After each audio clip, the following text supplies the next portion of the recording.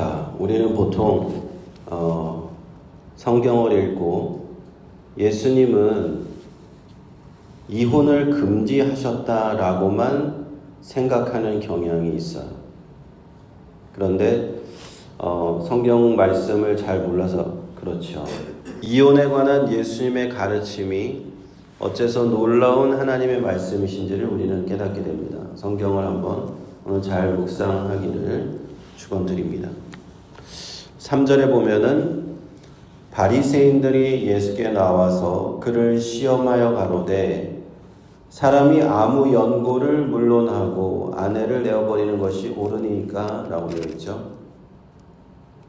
바리새인들이 예수님을 시험하러 왔다 하는 것이고요. 어떤 논쟁거리를 들고 왔겠죠. 논쟁거리에 자신들이 평소에도 논쟁을 자주 벌였던 그런 문제거리를 들고 온 겁니다. 바리새인들 간에 이제 두 개의 대립되는 학파가 존재했었는데요. 같은 바리새인들이라고 하더라도 율법을 해석하는 방식이 달랐던 두 파가 있었어요. 샴마이 학파라고 하는 것이 있고 힐렐 학파라고 하는 것이 있습니다. 샴마이, 힐렐. 샴마는 율법을 엄격하게 해석하는 학파고 힐렐 학파는 좀 더 유연하게 해석하는 그런 학파였어요. 그런데 오늘 그 이혼의 문제를 가지고 신명기 24장 1절 4절 말씀에 그 율법에 이혼과 재혼에 관한 말씀이 나오거든요. 이것을 가지고 서로 다르게 해석을 했다라는 것을 우리는 알 필요가 있습니다. 신명기 24장을 한번 찾아보셔야 될 것 같아서 신명기 24장을 한번 찾아보겠습니다. 신명기 구약성경 신명기 24장을 1절부터 4절까지 한번 찾아보시고 제가 한번 읽어보겠습니다. 신명기 24장 1절부터 4절. 사람이 아내를 취하여 데려온 후에 수치되는 일이 그에게 있음을 발견하고 그를 기뻐하지 아니하거든 이혼 증서를 써서 그 손에 주고 그를 자기 집에서 내어 보낼 것이요. 그 여자는 그 집에서 나가서 다른 사람의 아내가 되려니와 그 후부도 그를 미워하여 이혼 증서를 써서 그 손에 주고 그를 자기 집에서 내어 보내었거나 혹시 그를 아내로 취한 후부가 죽었다 하자 그 여자가 이미 몸을 더럽혔은즉 그를 내어보낸 전부가 그를 다시 아내로 취하지 말지니 이 일은 여호와 앞에 가증한 것이라 내 하나님 여호와께서 내게 기업으로 주시는 땅으로 너는 범죄케 하지 말지니라. 이렇게 되어 있습니다. 모세의 율법의 신명기에 이혼에 관한 말씀이 있고 이혼할 때 이혼 증서를 써주고 아내를 내어 보내는 것이 허용한 율법이라고 생각을 했어요. 이혼 증서를 써주라고 하는 그 배경을 한번 생각해 볼 수가 있는데 왜 이혼 증서를 써주라고 했을까요? 율법이 그렇게 정한 이유는 그냥 증서가 없이 아내를 이혼했다고 해서 내보냈을 경우에 그 여인은 다시 재혼할 수 있는 법적인 권리가 없어요. 법적인 권리가 없기 때문에 재혼을 할 수가 없습니다.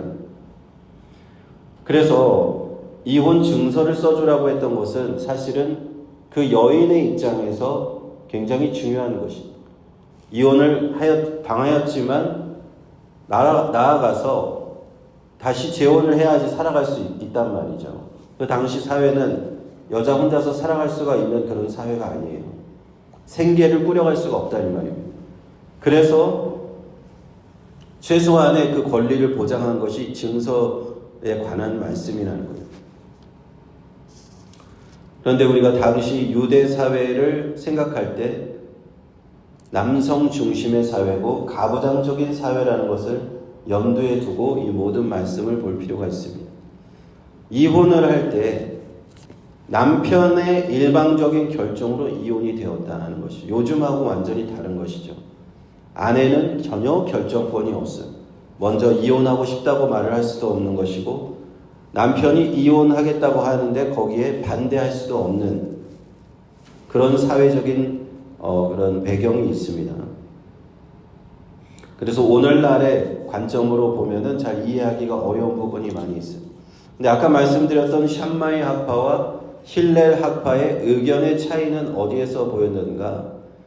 샴마이 학파는 그 신명기 24장 1절, 방금 읽어보였던 그 신명기 24장 1절에 그에게 수치되는 일이라고 하는 문구를 성적인 부도덕으로 보았습니다. 그래서 간음 등의 그런 일들이 있어야만 이혼할 수 있다라고 해석을 하였고, 힐렐 학파는 견해가 달랐어요. 힐렐 학파는 3절에 보면 신명기 24장 3절에 보면 그를 미워하여라고 되어 있어요.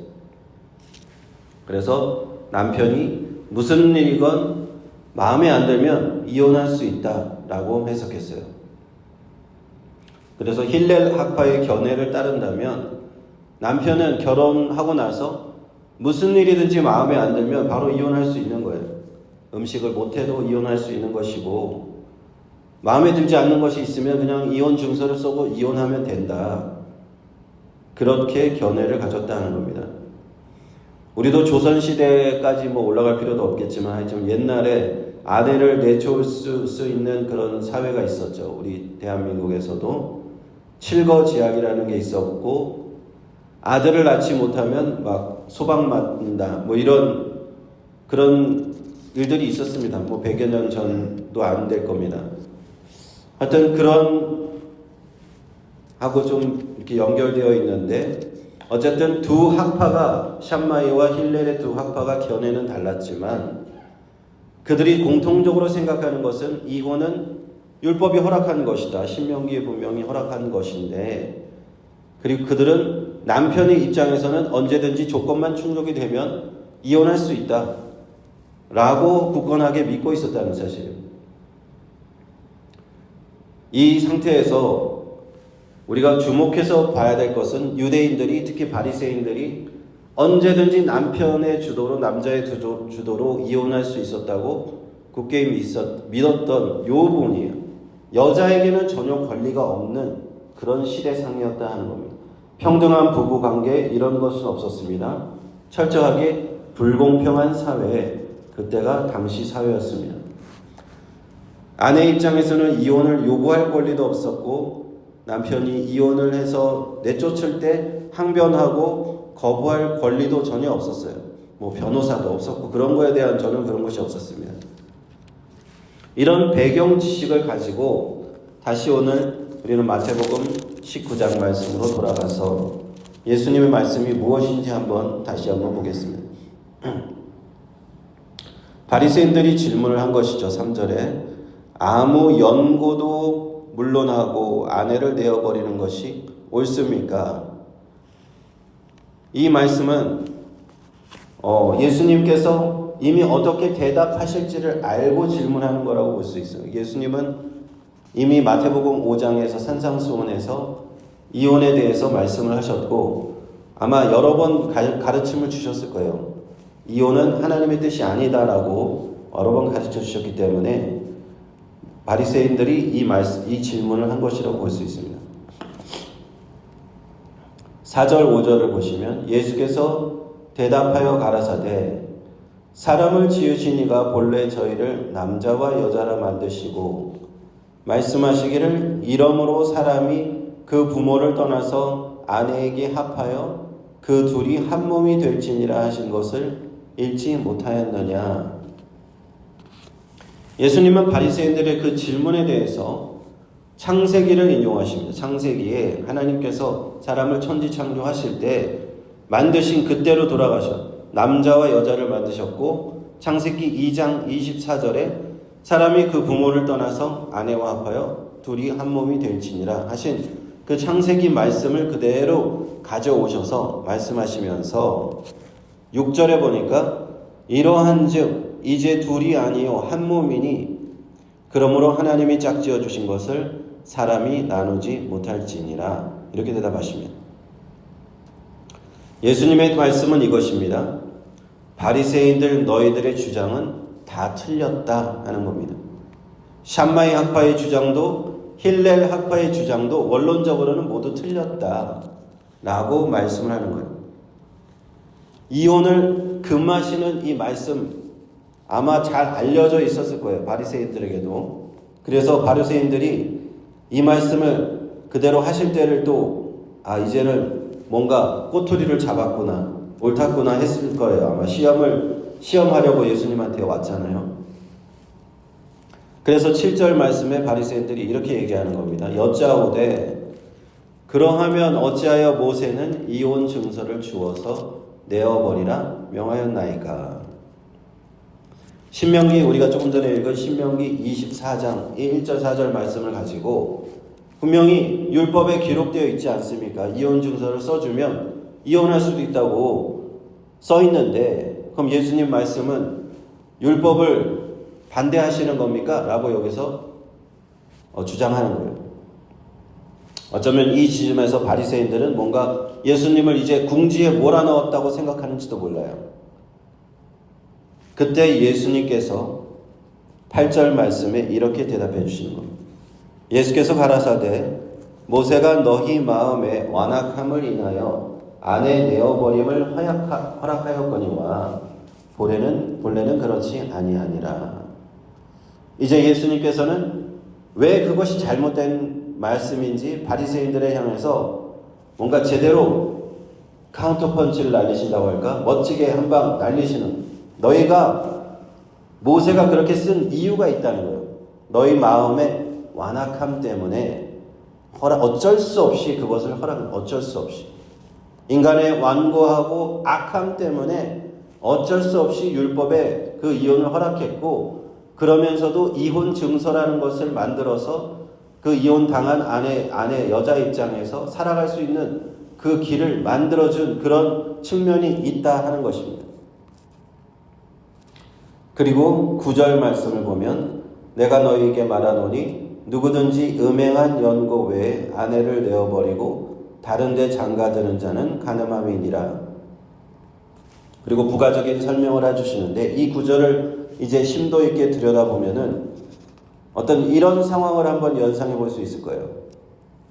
어떤 남자가 결혼해서, 그런데 결혼하고 좀 시간이 지났는데 부인이 잘못한 것 별로 없어요. 그럼 잘못한 것도 없는데 이혼하고 싶어서 다른 여인과 결혼하고 싶어서 부인에게 꼬투리를 잡아서 뭘 잘못했다고 꼬투리를 잡아서 내어쫓았다고 해봅시다. 그리고는 이혼 증서를 쓰고 내쫓았다고 했을 때 예수님 것은 그런 상황을 비판하신 거예요. 분명히 이 음행한 연고도 없는데 아무 잘못도 없는 부인을 남편이 그렇게 마음대로 이혼시키는 것은, 그리고 그렇게 아내를 내어버리고 다른데 다시 재혼을 하고 장가 들었다면 그 남편은 악한 일을 행한 것이고 간음죄를 범했다. 이렇게 주님께서 지적해 주시는 겁니다. 오늘 말씀을 이제 다시 한번 이렇게 정리를 해서 말씀드려 보면은 이 시대상을 우리가 알아야 돼요. 시대가 어떤 시대였는가. 그리고 바리새인들이 왜 모세의 율법 신명기 24장을 자기들 마음대로 해석했는가를 알고 우리가 생각해 볼 필요가 있어요. 모세의 율법을 보면 분명히 이혼을 허락한 것 같아요. 남편이 이혼 증서를 써주고 아내를 내보내면 이혼할 수 있다라고 한 것 같아요. 그런데 그 이혼 증서를 써주라고 한 이유는 어쩔 수 없는 상황에서 아주 예외적인 경우에 이혼을 어쩔 수 없이 너희들의 완악함 때문에 허락했는데 이혼 증서를 써서 내보낼 때 재혼할 수 있는, 여인이 재혼할 수 있는 법적인 근거를 마련해 주기 위해서 그 이혼 증서라는 것을 허락한 측면이 있다는 거예요. 왜냐하면 당신은 여인 혼자서 내쫓임을 당하면은 살아갈 수 있는 방법이 없어요. 그러면 굶어 죽는 수밖에 없는 거죠. 그런데 이러한 율법, 신명기 24장의 율법을 당시 유대인들과 바리새인들은 자기 마음대로 해석하는 거예요. 자기가 원하는 대로. 가부장적인 사회, 남편에게 유리한 사회에서 이혼 원하면 언제든지 이혼할 수 있다고 그렇게 해석했다는 거예요. 샴마이 학파는 좀 스트릭하게 해석했지만 힐렐 학파는 유연하게 언제든지 마음에 안 들면 이혼할 수 있다. 이렇게 해석했다는 겁니다. 그래서 주님께서는 이 얼마나 너희들이 하나님의 말씀을 왜곡하고 있는가 하는 것을 지적해 주시는 거예요. 인간의 마음 완악함 때문에 어쩔 수 없이 예외적인 경우만 이것을 허용하신 것인데 너희 바리새인들은 이것을 하나의 권리처럼 언제든지 남자의 입장에서 할 수 있는 것처럼 모세의 그 율법의 본래 취지를 완전히 왜곡해서 실행하고 있다. 이것을 예수님께서 지적하신 겁니다. 따라서 예수님의 말씀은요, 하나님의 본래의 뜻으로 돌아가라. 하나님의 본래의 뜻으로 돌아가라는 말씀을 주시는 겁니다. 남녀가 결혼하여서 한 몸이 되었으면 당연히 이제는 나눌 수 없는 것이다. 이혼을 당연한 권리처럼 생각하는 바리새인들, 너희들의 생각이 틀렸다 하는 것입니다. 남편의 특권도 아니고 이런 이혼을 장려하거나 언제든지 할 수 있는 그런 것은 아니다라는 거죠. 샴마이 학파든 힐렐 학파든 너희들의 주장과 생각은 하나님의 본래의 뜻과는 완전히 어긋나 있다 하는 그 말씀을 주신 겁니다. 하나님 아버지의 본래의 뜻은 무엇인가? 창세기 2장 24절 남자가 부모를 떠나서 아내와 합하여 한 몸이 되었습니다. 한 몸이 되었으니까 아내를 버린다는 것, 그런 발상 자체를 하지 말아라. 그것이 예수님의 말씀인 겁니다.